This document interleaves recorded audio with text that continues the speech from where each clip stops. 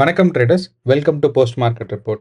So நம்ம இந்த வீடியோவில் என்ன பார்க்க போகிறோம்னா 27ஆம் தேதி மார்ச், அதாவது எக்ஸ்பைரி டே அன்னைக்கு நிஃப்டி 50 அண்ட் பேங்க் நிஃப்டி ரெண்டுக்கும் இன்னைக்கு எக்ஸ்பைரி டே இருந்துச்சு. ஸோ இன்னைக்கு நம்மளோட மார்க்கெட் என்ன நடந்திருக்கு, ஸோ மார்க்கெட் மேலே போயிருக்கா, இல்லை கன்சாலிடேஷனில் போயிருக்கா, இல்லை எந்த ஒரு முக்கியமான ப்ரைஸ் லெவலில் இருந்திருக்கு அப்படிங்கிறதான் பார்க்க போகிறோம். ஸோ நான் மார்க்கெட்டுன்னு சொல்கிறது என்னென்னா நிஃப்டி 50யும் பேங்க் நிஃப்டியும் மட்டும் பற்றி தான் இந்த வீடியோவில் நம்ம பார்க்க போகிறோம்.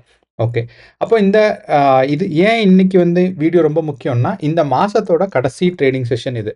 நீங்க நினைக்கலாம் திங்கட்கிழமை 31ஆம் தேதி தானே அப்படின்னு. ஆனா திங்கட்கிழமை ஞாபகம் வச்சுக்கோங்க, எல்லாரும் பிரியாணி சாப்பிட்றதுக்கான நேரம் என்னன்னா ரம்ஜான் இருக்கு.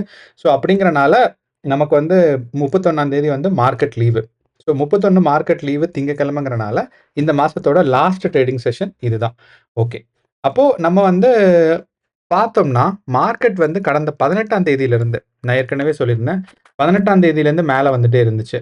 நம்ம எதிர்பார்த்தது தான் என்னன்னா, மார்க்கெட் மேலே ஒரு கன்சாலிடேஷன் ஃபேஸ் வரும், அதுக்கப்புறம் ஒரு பிரேக் அவுட் வரும்னு. நான் ஏன் பிரேக் அவுட் வரும்போது எப்பயுமே 2 பக்கம் போடுறேன் அப்படின்னா, யாருக்குமே தெரியாது மார்க்கெட் எந்த பக்கம் பிரேக் அவுட் ஆகும்னு சொல்லி. அந்த ஒரு காரணத்தினால தான் நான் 2 பக்கம் பிரேக் அவுட் போடுறேன்.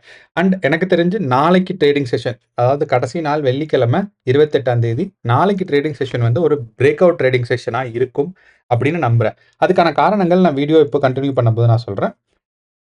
ஸோ நம்ம என்ன பண்ண போகிறோம்னா, நம்ம நிஃப்டி 50ல் நமக்கு பார்த்தது, ஸோ நிறைய பேர் சொல்லியிருந்தாங்க ஆக்சுவலி நான் கொஞ்சம் வேகமாக பேசுகிறேன்னு, நான் கம்மி பண்ண ட்ரை பண்ணிக்கிறேன். ஆனால் அது அப்படி பேசினா தான் எனக்கு அந்த ஃப்ளோ வருது. அதனால் கொஞ்சம் வேகமாக இருந்தால் மன்னிச்சுக்கோங்க.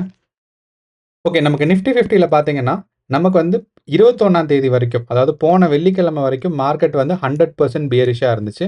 அதுக்கப்புறம் சின்ன சின்னதாக கன்சாலிடேஷன் ஃபேஸ். நம்ம ஏற்கனவே இது பண்ணியிருந்தோம். அதாவது 50 சிம்பிள் மூவிங் ஆவரேஜ்க்கும் 200 சிம்பிள் மூவிங் ஆவரேஜ்க்கும் டிஸ்டன்ஸ் பார்த்துருந்தீங்கன்னா, நமக்கு பேங்க் நிஃப்டியில் 1700 இருந்துச்சு மார்க்கெட். அதாவது இந்த டிஃப்ரென்ஸ்.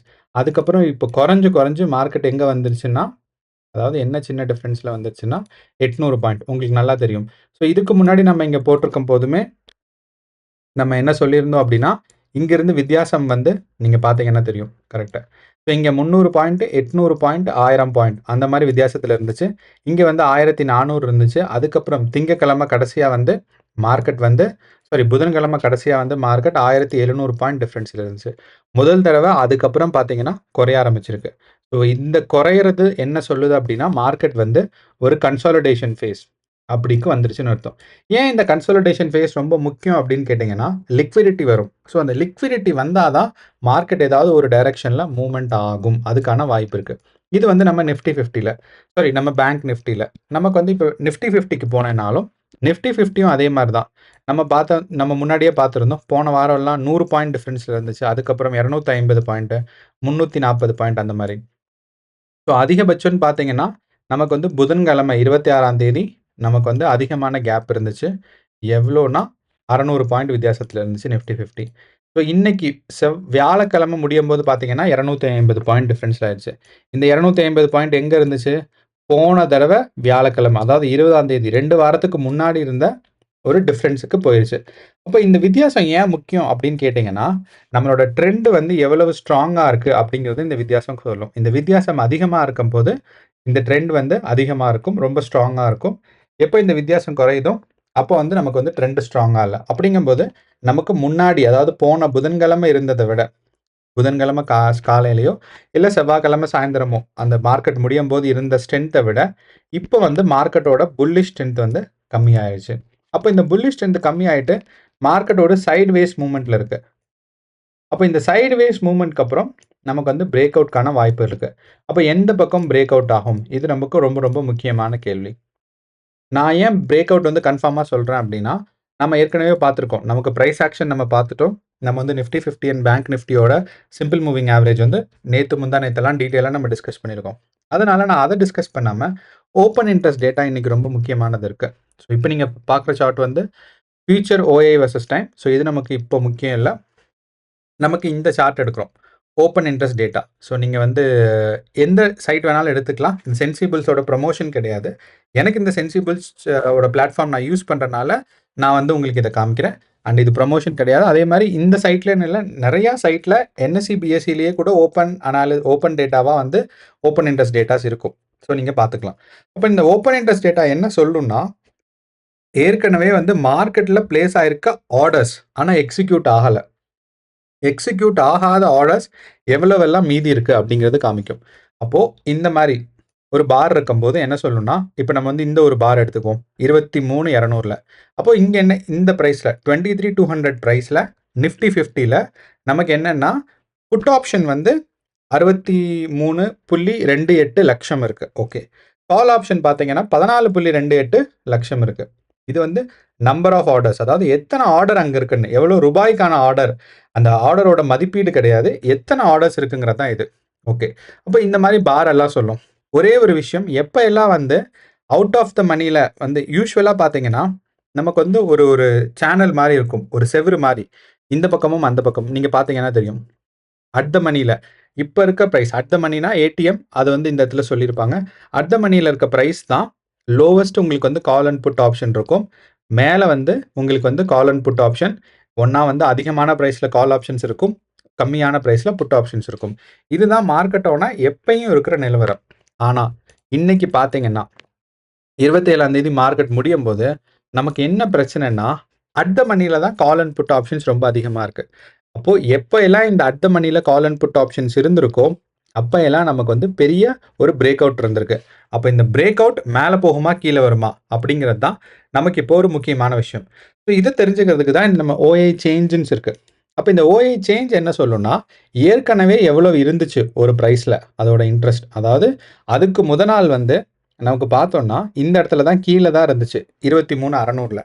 ஆனால் இந்த 23,600 என்ன ஆயிருக்கு, இவ்வளவு தூரம் புட் ஆப்ஷன் மேலே போயிருந்திருக்கு. அதே மாதிரி புட் ஆப்ஷன் பை பண்ணுவாங்க, கால் ஆப்ஷன் செல் பண்ணுவாங்க, நான் வச்சுக்கோங்க. ஸோ புட் வந்து பையிங்கில் இருக்கும், கால் ஆப்ஷன் வந்து செல்லிங்கில் இருக்கும். ஓகே, அப்போது இந்த வந்து சேஞ்ச் வந்து இந்த இடத்துல அதிகமாக இருக்குது. அப்போ அதிகமாக இருக்குன்னா ஒரு ரெசிஸ்டன்ஸும் அங்கே தான் இருக்குது, ஒரு சப்போர்ட்டும் அங்கே தான் இருக்குது. அப்போது இந்த பாயிண்ட் வந்து ஒரு ரொம்ப ரொம்ப முக்கியமான பாயிண்ட் 23,600ங்கிறது. அப்போ இந்த 23,600 பிரேக் பண்ணால் மார்க்கெட் கீழே போகலாம், மேலே போகலாம். ஓகே, அப்போ இந்த ஓஐ சேஞ்சில் பார்த்தீங்கன்னா ஒன்று வந்து இன்க்ரீஸ் ஆகிறது, ரெண்டாவது வந்து டிக்ரீஸ் ஆகிறது.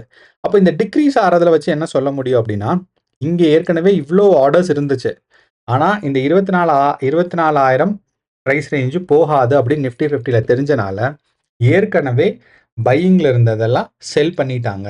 ஸோ ஏற்கனவே பையிங்கில் இருந்த கால் ஆப்ஷன்ஸ் எல்லாம், ஏற்கனவே வாங்கி வச்சுருந்த கால் ஆப்ஷன்ஸ் எல்லாம் செல் பண்ணனால இவ்வளோ தூரம் கம்மியாக இருக்குது. ஸோ எப்போ வந்து இந்த இந்த இடத்துல அட் த மணியில் கால் அண்ட் புட் ஆப்ஷனோட வேல்யூ அதிகமாக இருக்கும். ரெண்டாவது, எப்போ வந்து இந்த இடத்துல ஒரு ஹாலோ பார்ஸ், அதாவது இந்த கேப்பு குறையுதோ, அதாவது இன்ட்ரெஸ்ட் குறையுதோ, ஓப்பன் இன்ட்ரெஸ்ட் வந்து குறையுதோ, ஏற்கனவே இருந்த ஆர்டர்ஸை பிளேஸ் பண்ணியிருந்த ஆர்டர்ஸை அவங்க வந்து சரி வேண்டாம் மார்க்கெட் அந்த பக்கம் போகாதுன்னு சொல்லி எடுக்கிறாங்களோ, அப்போ நமக்கு என்ன தெரியும் அப்படின்னா மார்க்கெட் மேலே போகிறதுக்கான ஒரு வாய்ப்பு இல்லைன்னு அர்த்தம்.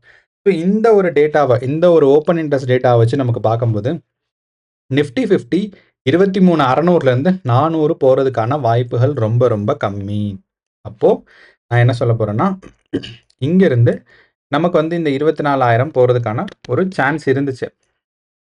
அப்போது இங்கேருந்து இந்த 24,000 போகிறதுக்கான வாய்ப்பு ரொம்ப கம்மியாயிருச்சு.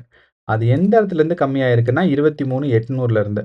ஓகே, அது எப்படிப்பா நீ வந்து 23,800லேருந்து கம்மியாக இருக்கு அப்படின்னு சொல்கிறேன்னா, நமக்கு இந்த சேஞ்ச் பாருங்கள், ஓரளவு ஒரு சின்ன சேஞ்ச்.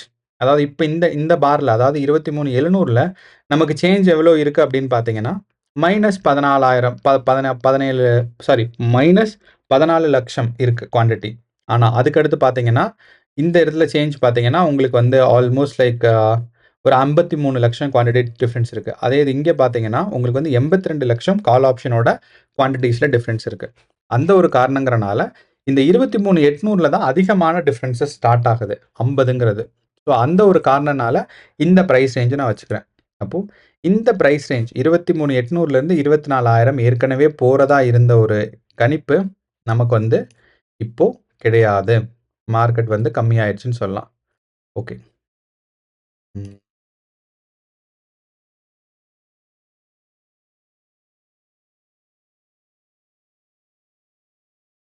ஓகே.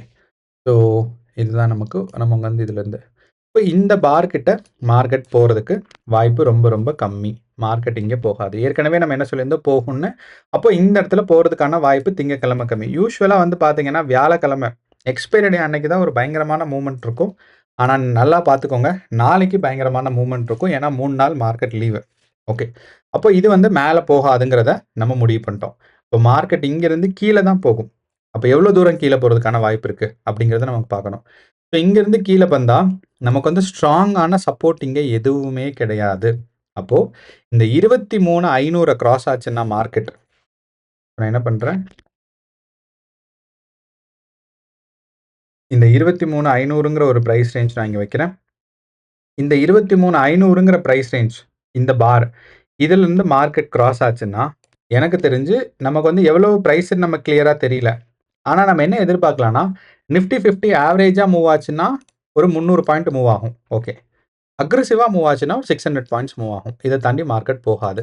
இந்த ஒரு காரணங்கள்னால, நான் என்ன பண்ண போறேன்னா, இந்த இடத்துல, இந்த சப்போர்ட் லைன் இருக்கு பாருங்க, 22,900. அப்ப இந்த 22,900ல நான் ஒரு சப்போர்ட் லைன் போட்டு வைக்க போறேன். மார்க்கெட் அதிகபட்சம் போனா இதுதான். இது வந்து பிரைஸ் ஆக்ஷன் வச்சு. ஓப்பன் இன்ட்ரெஸ்ட் டேட்டா வச்சு நமக்கு டேட்டா போல. ஏன்னா, இங்க ஓப்பன் இன்ட்ரெஸ்ட் டேட்டால நமக்கு ஸ்ட்ராங்கான சப்போர்ட் எதுவுமே கிடையாது. 23,500 தாண்டிட்டா. அப்படிங்கிறனால மார்க்கெட் டவுன்ஃபால் அக்ரெசிவா ஆனா, அதிகபட்சம் நமக்கு எங்க வரைக்கும் வரலாம்னா, 22,900 வரைக்கும் வர்றதுக்கான வாய்ப்பு இருக்கு. அதுக்கு நடுவுல எனக்கு சப்போர்ட் லெவல்ஸ் எதுவும் இருக்கா அப்படின்னு பார்த்தீங்கன்னா, இல்ல. இதுதான் ஒரு முக்கியமான சப்போர்ட் லெவல். அண்ட் இந்த இடத்துல ஒரு சப்போர்ட் லெவல் இருக்கு. நீங்க பார்த்தீங்கன்னா தெரியும். அப்போ நான் வந்து இந்த பிரைஸ் ரேஞ்ச், இந்த பிரைஸ் ரேஞ்சில ஒரு சப்போர்ட் லெவல் இருக்கு. இந்த பிரைஸ் ரேஞ்ச் எவ்வளோனா 23,150 ரேஞ்சில. அப்போ நம்மளோட மார்க்கெட் வந்து நாளைக்கு மார்க்கெட் மேல போறதுக்கு வாய்ப்பு ரொம்ப ரொம்ப ரொம்ப ரொம்ப கம்மி. சரி 1. 2வது, அப்போ மார்க்கெட் எது வரைக்கும் டவுன்ஃபால் ஆகலான்னா, ஃபர்ஸ்ட் வந்து 23,500 வரைக்கும் வரலாம். இங்க இருந்து சப்போர்ட் எடுக்கவில்லை. எடுக்கிறதுக்கு வாய்ப்பு கம்மி தான். எடுக்கலைன்னா மார்க்கெட் நேரா கீழ வந்துரும். இதுதான் நம்ம முக்கியமா பார்க்க வேண்டிய ஒரு விஷயம். ஸோ அப்படிங்கிறனால நிஃப்டி 50 வந்து மார்க்கெட் நாளைக்கு டவுன்ஃபாலுக்கு எக்ஸ்பெக்ட் பண்ணலாம். அண்ட் பிரேக் அவுட் அப்படின்னா, ஒரு ஆவரேஜா இருக்க ஒரு 300 பாயிண்ட்ஸ் மூவ்மெண்ட்ஸ் இல்லாம ஒரு 500லேருந்து 600 பாயிண்ட்க்கான மூவ்மெண்ட் வந்து நம்ம எதிர்பார்க்கலாம். ஸோ இதுதான் நம்மளோட நிஃப்டி 50யோட அனாலிசிஸ். ஸோ நாளைக்கு கேர்ஃபுல்லாக ட்ரேட் பண்ணுங்கள். ஆப்ஷன்ஸ் அண்ட் ஃபியூச்சர்ஸ் இன்வெஸ்ட் பண்ணுறதா இருந்தால் நீங்கள் யோசிச்சுக்கோங்க. நீங்கள் வந்து நிஃப்டி 50ல் வந்து யூஸ்வலாக 5 நாளோட மூவ்மெண்ட் இருக்கும். ஒரு நாள் லீவுங்கிறனால 4 நாளோட மூவ்மெண்ட் தான் இருக்க போகுது. அப்படிங்கிறனால அதை யோசிச்சு நீங்கள் ப்ரைஸ் பொசிஷன் எடுத்தால் நல்லாயிருக்கும். அண்ட் 2-3 பேர் கமெண்ட் பண்ணியிருந்தீங்க. ஆக்சுவலி ஒருத்தர் சொல்லியிருந்தாரு, உங்களோட டெய்லி ப்ரிடிக்ஷன்ஸ் நல்லா ஒர்க் ஆகுது, எப்படின்னு சொல்லுங்கன்னு. நான் பெருசாக ஒன்றும் பண்ணல. டெய்லி சார்ட் பார்க்குறேன், டெய்லி அனாலிசிஸ் பார்க்குறோம். அதுக்கப்புறம் எல்லா டேட்டாவையும் நம்ம கிளியராக பார்த்து அதை வந்து நம்ம வந்து அதிகமாக அனலைஸ் பண்ணல. என்ன இருக்கோ அதை மட்டும் நம்ம சொல்கிறோம். இதுதான். ஸோ மார்க்கெட் வந்து போகிறது ஒரு பக்கம் டைரக்ஷன், அதை நம்ம கிளியராக அண்டர்ஸ்டாண்ட் பண்ணாவே நமக்கு புரிஞ்சிடும். இவ்வளோ தான் நம்மளோட அனாலிசிஸ் மக்களே. ஸோ உங்களுக்கு வந்து ஏதாவது டவுட்ஸ் இருக்குன்னா கமெண்ட் பாக்ஸில் கமெண்ட் பண்ணுங்கள். அதே மாதிரி உங்களுக்கு யூஸ்ஃபுல்லாக இருக்குன்னு சொன்னீங்க. இப்போ நேற்று 2 பேர் சொல்லியிருந்தீங்க. எனக்கு ரொம்ப சந்தோஷமாக இருந்துச்சு. லைக் வீடியோ பயனுள்ளதாக இருக்குன்னு சொல்லும்போது. ஸோ கமெண்ட் பண்ணிங்கன்னா நல்லாயிருக்கும். நன்றி, வணக்கம்.